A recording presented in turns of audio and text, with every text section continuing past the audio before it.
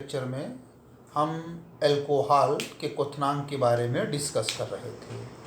तो हमने बताया था कि अल्कोहल के अणुओं के बीच में हाइड्रोजन बॉन्डिंग होती है, जिसके कारण अल्कोहलों के जो क्वथनांक हैं वो हैलोएल्केन्स, एल्केन्स, एल्कीन्स, एल्काइन्स की तुलना में अधिक होते हैं। अब हम अल्कोहल्स की तुलना करें कि जैसे अल्कोहल श्रेणी का पहला मेंबर मेथिल अल्कोहल, ये CH3OH, और दूसरा मेंबर का जिक्र करें एथिल अल्कोहल C2H5OH। अच्छा, अगला मेंबर मान लीजिए प्रोपिल अल्कोहल C3H7OH। ये अल्कोहल श्रेणी का पहला सदस्य मेथिल अल्कोहल, दूसरा सदस्य एथिल अल्कोहल, तीसरा सदस्य प्रोपिल अल्कोहल। इन तीनों में किसका क्वथनांक ज़्यादा होगा?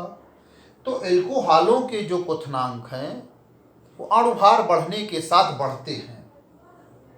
क्वथनांक अणुभार बढ़ने के साथ बढ़ते हैं।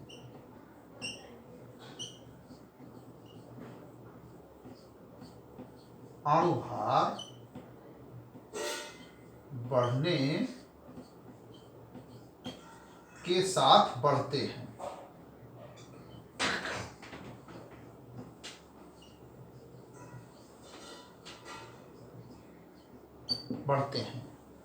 अल्कोहलों के क्वथनांक अणुभार बढ़ने के साथ बढ़ते हैं।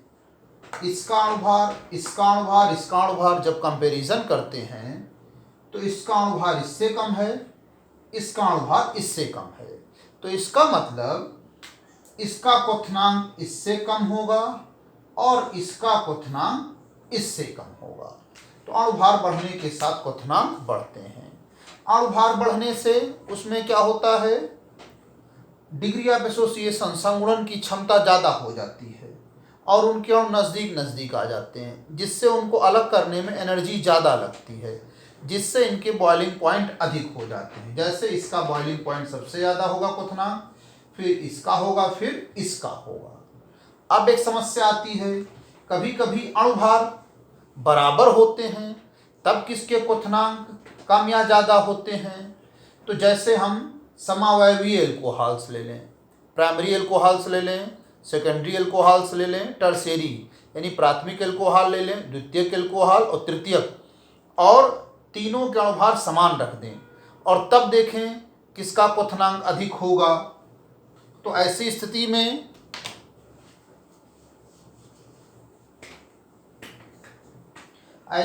में जैसे जैसे ब्रांचिंग बढ़ती है यानी शाखा बढ़ती है, वैसे वैसे क्वथनांक घटता है। जैसे हम ले रहे हैं ये 2 कार्बन, 3 कार्बन, 4 कार्बन, ये हमने ले लिया प्राथमिक अल्कोहल। OH उस कार्बन से जुड़ा है जो डायरेक्ट एक कार्बन से, इसको कहते हैं प्राथमिक अल्कोहल।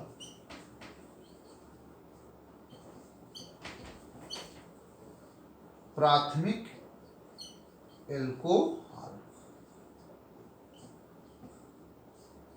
अब OH को जोड़ देते हैं हम इस कार्बन से, तो हो जाएगा द्वितीयक अल्कोहल। ये 4 कार्बन यहां बीच वाले से जोड़ दिया। अब OH इस कार्बन से जुड़ा है, ये डायरेक्टली 2 कार्बन से जुड़ा, इसको कहेंगे द्वितीयक अल्कोहल। द्वितीयक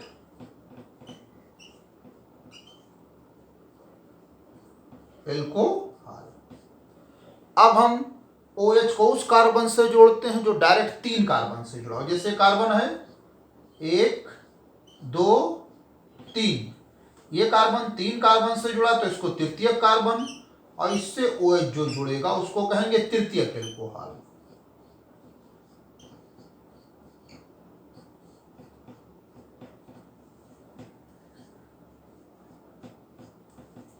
तृतीयक अल्कोहल। अब आप देखेंगे इन तीनों के अणुभार समान हैं। जितना अणुभार इसका है उतने अणुभार इसका, उतने अणुभार इसका है। तीनों का अणुभार बराबर है। क्यों? जितने कार्बन हाइड्रोजन इसमें रहेंगे उतने कार्बन हाइड्रोजन इसमें भी रहेंगे, उतने कार्बन हाइड्रोजन इसमें भी रहेंगे। तो अणुभार समान है, तब क्या होगा? तो इसमें होता क्या है, जैसे जैसे ब्रांचिंग बढ़ती, जैसे इसमें सब सीधे हैं, इसमें थोड़ा सा ब्रांचिंग है, इसमें ज़्यादा ब्रांचिंग, शाखा ज़्यादा है, जैसे जैसे शाखा बढ़ती है वैसे वैसे एल्कोहलों के क्वथनांक घटते जाते हैं। यानी शाखाएं बढ़ने के साथ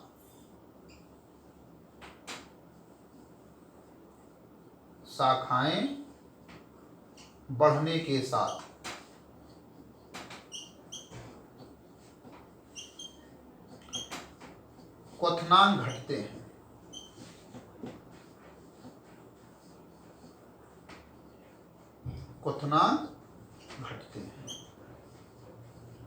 इसका मतलब इसका क्वथनांक सबसे ज्यादा होगा, फिर इसका क्वथनांक और इसका क्वथनांक इससे ज्यादा होगा। तो सबसे ज्यादा क्वथनांक प्राथमिक एल्कोहल का, फिर द्वितीयक का, फिर किसका? तृतीयक का। ये हो गई क्वथनांक की बात। अब एल्कोहल के एक भौतिक गुण का और जिक्र करते हैं, टॉक्सिक नेचर, विषैली प्रकृति। उसका जिक्र करते हैं।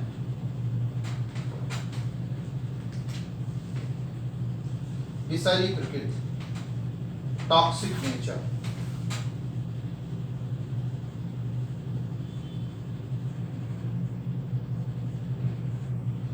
तो एल्कोहल श्रेणी के प्रथम दो सदस्य बहुत इंपॉर्टेंट हैं, जैसे मेथिल अल्कोहल CH3OH, ये है मेथिल अल्कोहल, और दूसरा है एथिल अल्कोहल C2H5OH। ये मेथिल अल्कोहल, ये तो प्योरली पॉइजन है। ये मेथिल अल्कोहल, इसको पीने से आदमी लकवा हो जाता, अंधा हो जाता है और उसकी मृत्यु भी हो सकती है। ये एथिल अल्कोहल, जिसको हम मेनली शराब कहते हैं, शराब का मुख्य अवयव है एथिल अल्कोहल। इसको पीने से उत्तेजना उत्पन्न होती है, तभी शराबी लोग जो है इस अल्कोहल का यूज करते हैं, एथिल अल्कोहल। इसको जो है शराब का मुख्य अवयव कहते हैं। और कभी कभी लोग क्या करते हैं, शराब को ज़्यादा बेचने के लिए कि उसमें उत्तेजना ज़्यादा हो, थोड़ी सी मात्रा इसकी मिला देते हैं, तब वो जहरीली शराब हो जाती है। तो पेपर में निकलता है जहरीली शराब पीने से बहुत लोगों की मृत्यु हो गई, तो वो लोग इसको मिला देते हैं, उत्तेजना ज़्यादा उत्पन्न हो, जिससे आदमी जो है शराब की डिमांड ज़्यादा करे, शराब बिके ज़्यादा। तो ये तो प्योरली पॉइजन है, ये उसकी तुलना में कम है। तो ये हो गई विषैली प्रकृति के बारे में। तो इस तरीके से एल्कोहलों के भौतिक गुण समाप्त हुए। अब हम एल्कोहलों के रासायनिक गुण यानी केमिकल प्रॉपर्टीज ऑफ एल्कोहल्स के बारे में बात करेंगे, या chemical reactions of alcohol. Alcohols में से हम केवल डिस्कस करेंगे मोनोहाइड्रिक एल्कोहल, और उसमें विशेष रूप से मेनली मेथिल अल्कोहल और एथिल अल्कोहल। तो हम एल्कोहलों की रासायनिक अभिक्रियाएं,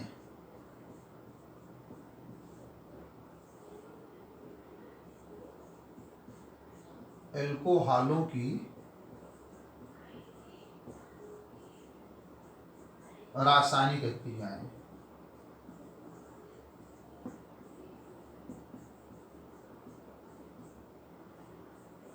केमिकल रिएक्शंस ऑफ एल्कोहल्स या केमिकल प्रॉपर्टीज ऑफ एल्कोहल्स। तो एल्कोहल्स का सामान्य सूत्र है R single bond O single bond H। ये एल्कोहल्स का सामान्य सूत्र है। ये आपका एल्किल समूह है और ये आपका हाइड्रॉक्सी समूह है। तो इसकी अभिक्रियाओं को तीन भागों में बांटा गया है।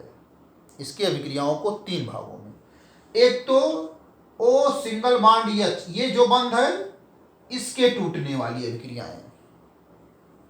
दूसरा R सिंगल बॉन्ड OH, इसके टूटने की अभिक्रियाएं। तो दो अभिक्रियाएं। और तीसरा संपूर्ण एल्कोहल की अभिक्रियाएं, यानी ऐसी अभिक्रियाएं जिनमें एल्किल समूह भी भाग लेता है और हाइड्रॉक्सी समूह भी भाग लेता है। तो इसकी अभिक्रियाओं को तीन भागों में बांटा गया है। पहला, ये जो O सिंगल बॉन्ड H है, O सिंगल बॉन्ड H, ये O सिंगल बॉन्ड H, ये जो बंध है विखंडन अभिक्रियाएं,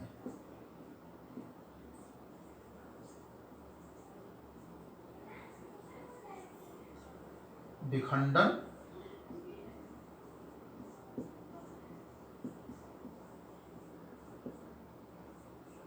अभिक्रियाएं। पहले इसकी बात करते हैं, फिर हम इसकी बात करेंगे। R सिंगल बॉन्ड OH यहां से तोड़ेंगे और उसके बाद फिर तीनों को मिला के अभिक्रियाओं की बात करेंगे। तो पहले वे अभिक्रियाएं जिसमें ये बॉन्ड टूटता है O सिंगल बॉन्ड H, इस बंध की विखंडन की अभिक्रियाएं। तो जैसे हम इसकी सोडियम धातु से अभिक्रिया लेते हैं,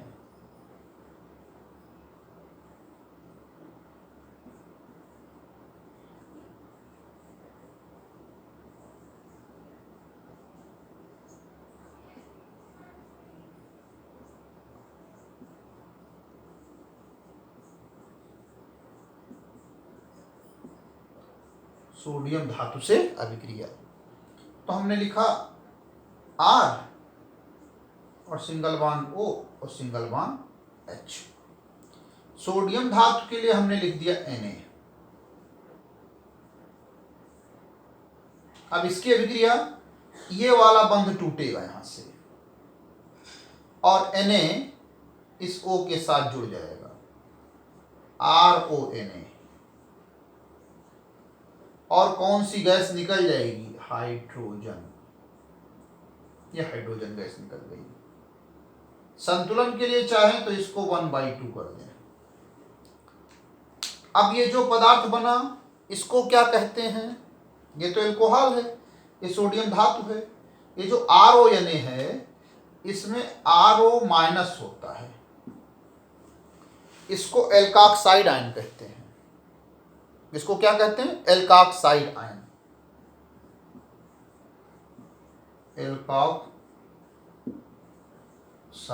आयन।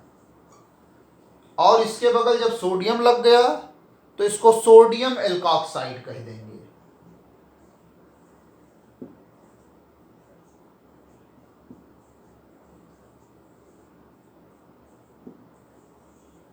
यानी एल्कोहल की रिएक्शन जब सोडियम धातु से कराई जाती है तो हाइड्रोजन गैस निकलती है और साथ में क्या बनता है?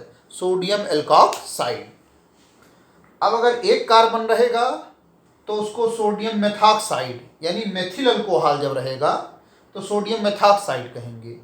और अगर यहाँ 2 कार्बन रहेगा यानी एथिल अल्कोहल रहेगा तो उसको सोडियम एथॉक्साइड कहेंगे। तो ये एक रिएक्शन हमने बता दी सोडियम धातु से अभिक्रिया।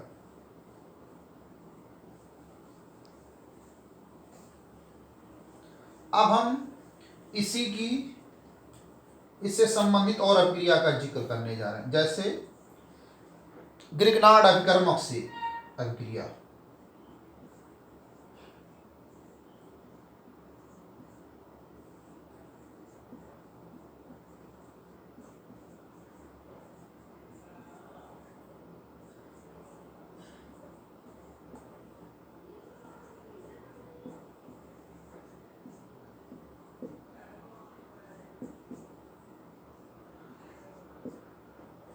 ग्रिग्नार्ड अभिकर्मक से अभिक्रिया।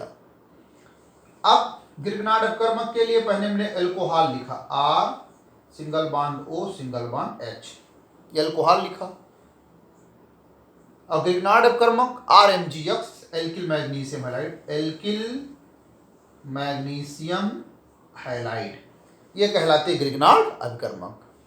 तो ये बॉन्ड यहां से ऐसे ब्रेक होगा और R चला जाएगा H के साथ, बन जाएगी alkene, R single bond H, ये आपकी बन गई एल्कीन। प्लस ROMgX,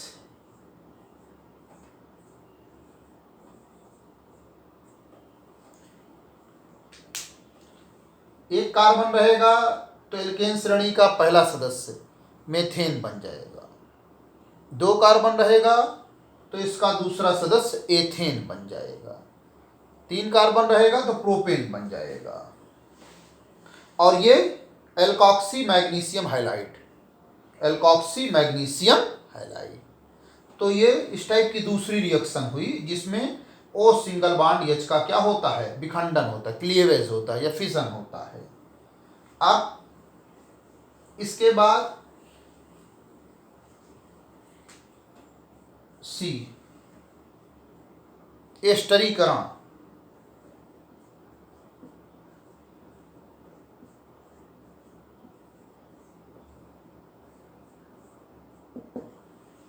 बहुत इंपॉर्टेंट रिएक्शन है एस्टरीफिकेशन, एस्टरीकरण। एस्टरीकरण का मतलब जिस अभिक्रिया में एस्टर बने, और एस्टर, यहाँ एस्टर का निर्माण होता है एल्कोहल और कार्बोक्सिलिक एसिड से। देखिए कार्बोक्सिलिक एसिड हमने लिख दिया RCOOH,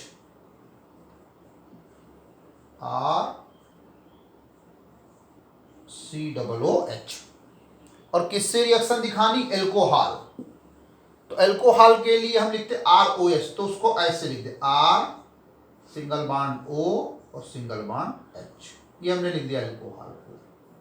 यहाँ क्या लिख दिया, एल्कोहल। एल्कोहल, इसमें कौन सा बॉन्ड टूटेगा, हमने बताया ये वाला बॉन्ड टूटेगा, ये बॉन्ड टूटेगा, ये OH के साथ H2O प्लस RCOOR,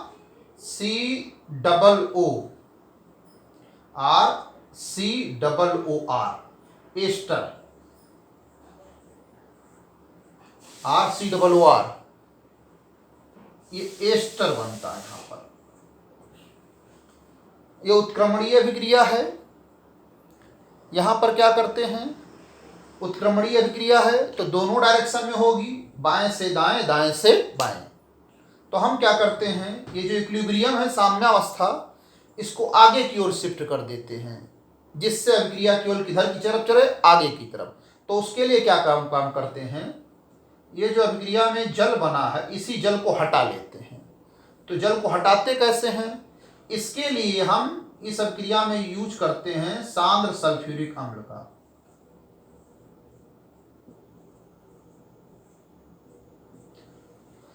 सांद्र सल्फ्यूरिक अम्ल निर्जलीकारक का कार्य करता है, इस H2O को अवशोषित कर लेता है। जब H2O को अवशोषित कर लेता है तो H2O जब यहां से हट जाता है तो इसके साथ रिएक्शन नहीं कर पाता, और अभिक्रिया जो है बैकवर्ड यानी पीछे दिशा में नहीं हो पाती। तो इसका यूज करते हैं इक्विलिब्रियम को, यानी साम्यावस्था को आगे की ओर विस्थापित करने में। तो ये हो गया एस्टरीकरण। एस्टरीकरण का मतलब कार्बोक्सिलिक एसिड एल्कोहल से रिएक्शन करके किसका निर्माण करते, एस्टर का। यह है कार्बोक्सिलिक एसिड।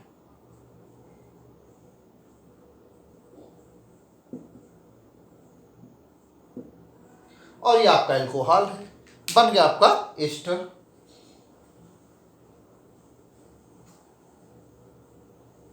अब हम इसी टाइप की और रिएक्शन का जिक्र करते हैं,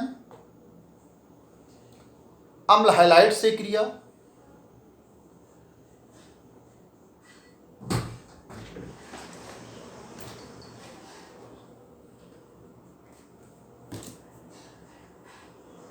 अम्ल हैलाइड से भी अम्ल एनहाइड्राइड,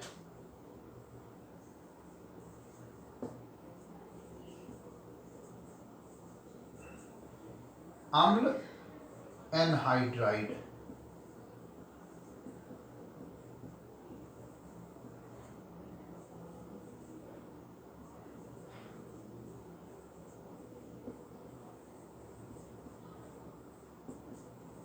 से अम्ल हैलाइड, इसका सामान्य सूत्र होता RCOCl, RCOCl, ये अम्ल हैलाइड। और किससे रिएक्शन होगी, एल्कोहल। एल्कोहल को मैं ऐसे लिख देते R single bond O single bond H, R single bond O single bond H। इसी बंध का यहां पर विखंडन होना है, H चला जाएगा Cl के साथ,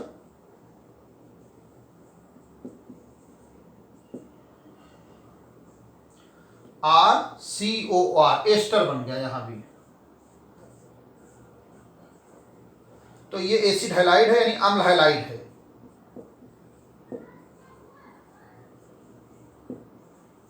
और ये आपका एल्कोहल जिसमें टूट रहा O सिंगल बॉन्ड H, बन क्या गया एस्टर। अम्ल एनहाइड्राइड, तो अम्ल एनहाइड्राइड होता है RCO का होल ट्वाइस O, ऐसे होता है।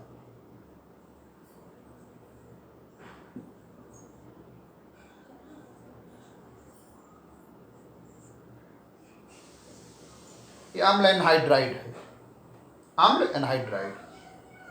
इसकी भी रिएक्शन किससे, alcohol R single bond O single bond H, यहां से बॉन्ड टूटेगा और यहां बन जाएगा RCOOR यहां से, और एक हो जाएगा RCOOH यहां से RCOOR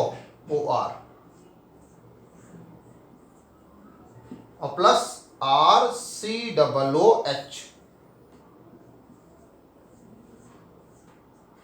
यानी आपका यहां पर एस्टर भी बना और कार्बोक्सिलिक एसिड भी बना। ये आपका एस्टर भी बना, कार्बोक्सिलिक एसिड बना। तो इस तरीके से हमने कुछ अभिक्रियाओं का जिक्र किया। अब शेष अभिक्रियाओं का जिक्र हम अपने अगले लेक्चर में करेंगे।